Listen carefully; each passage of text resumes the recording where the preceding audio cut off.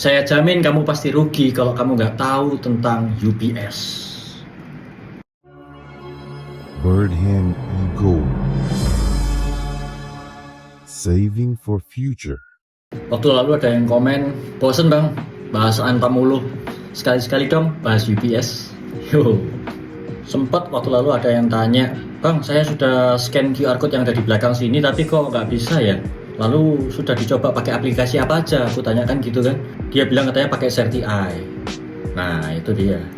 Terus ada juga yang bilang pakai aplikasi QR code scanner. Nah itu masalahnya salah aplikasi. Yang benar adalah aplikasi ini. Nah kita coba. Jadi nama aplikasinya untuk scan itu bukan pakai QR code scanner atau pakai CertiEye, tapi pakai aplikasi namanya UPS Scan Go. Yang ini ya gambarnya ya guys. Nah sebelahnya itu aplikasi Birdhand Eagle. Nah ini aplikasi cuma ada di Android, belum ada di iOS gitu ya. Nah caranya bagaimana? Kita klik aplikasinya, klik yang bawah ini, terus kita scan QR code yang ada di belakang kemasan. Nah muncul guys, tuh keterangannya.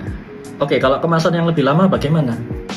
Kita coba klik lagi, ini ada kamera di atas ya. Terus kita coba scan lagi di kemasan yang lebih lama. Jadi ini kemasan yang generasi sebelumnya.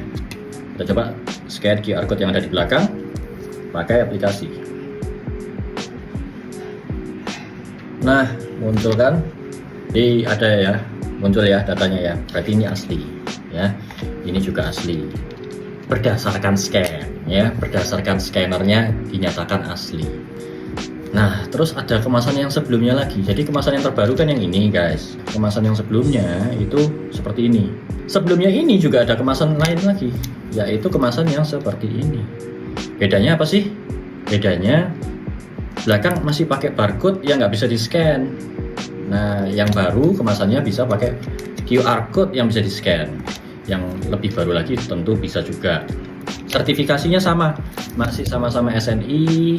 Ini juga masih pakai SNI, dan ini juga SNI ya, nggak ada bedanya semuanya sertifikasinya SNI, diterima di seluruh Indonesia.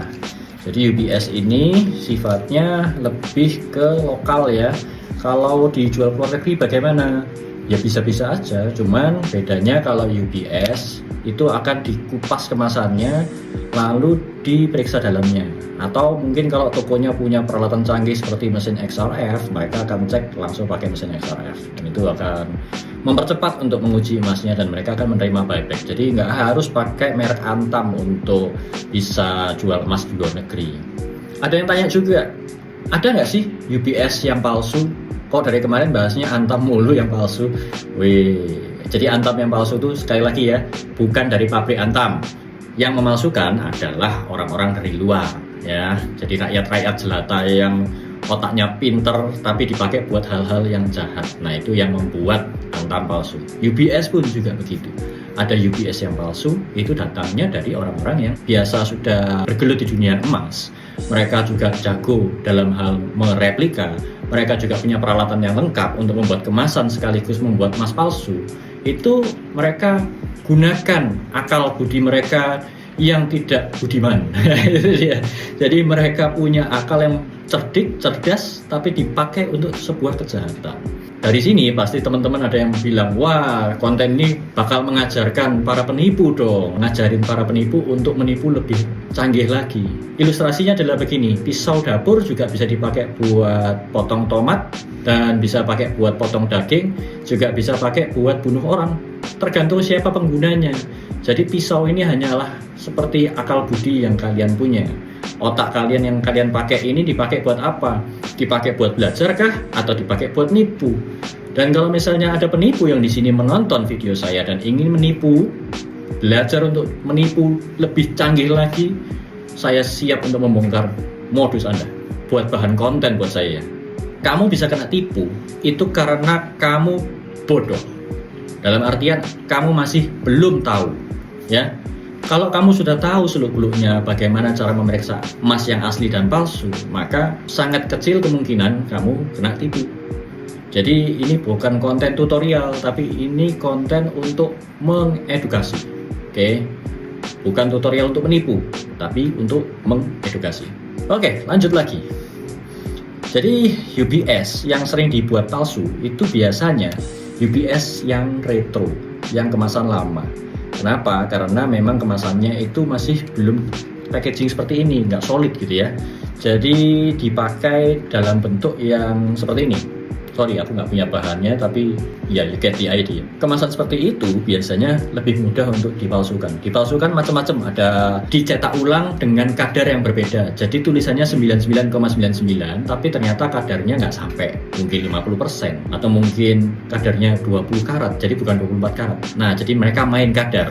Yang kedua adalah metode penipuan dengan cara mengisi dalamnya dengan logam lain seperti yang sudah saya jelaskan di video sebelum-sebelumnya. Penipuan-penipuan seperti ini itu sering terjadi di berbagai macam merek, nggak harus Antam, nggak harus UBS.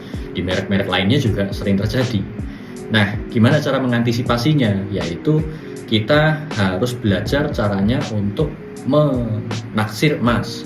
Kita tahu caranya untuk menimbang berat jenis. Kita tahu alat-alat apa yang harus dipakai sebelum kita membeli emas. Nah, buat teman-teman yang mau belajar lebih lanjut, bisa hubungi Berdan Eagle dan ikuti masterclass-nya. Lanjut lagi, untuk emas UBS yang terbaru seperti ini, ada replikanya. Replikanya itu terbuat dari akrilik, ada yang dibuat dari kuningan, ada yang dibuat dari stainless steel. Oh ya, by the way, ngomong-ngomong stainless steel itu ada 5 jenis ya. Satu doang yang nggak kena magnet, 4-nya kena magnet. Jadi ada beberapa jenis stainless steel, tapi hanya satu yang nggak kena magnet. Jadi jangan berpikir bahwa stainless steel nggak bisa kena magnet, itu belum tentu, tergantung si penipu ini mau pakai stainless steel yang harganya mahal apa enggak. Nah, itu dia. Nah, yang kayak gini-gini itu juga ada palsunya guys. Nggak semua yang kemasan baru itu nggak ada yang palsu. Kemasan yang ini juga ada yang palsu. Kemasan ini ada yang palsu? Ada. Jadi nggak harus mikir merek ya. Kalau kita mau beli emas itu yang penting isinya beneran emas apa bukan ya. Itu yang pertama, yang paling penting. Yang kedua, kadarnya murni apa enggak. Jangan sampai kita beli tulisannya 99,99 ternyata nggak murni. Karena emas dinilai dari cuma 2 hal saja, yaitu kemurniannya dan berat bersihnya. Supaya kalian lebih untung dan tidak kena tipu, nah belajar caranya untuk cek emas lebih detail lagi bersama dengan Berdan Eagle. Thank you for watching and see you in the next video. Bye. Berdan Eagle. Saving for future.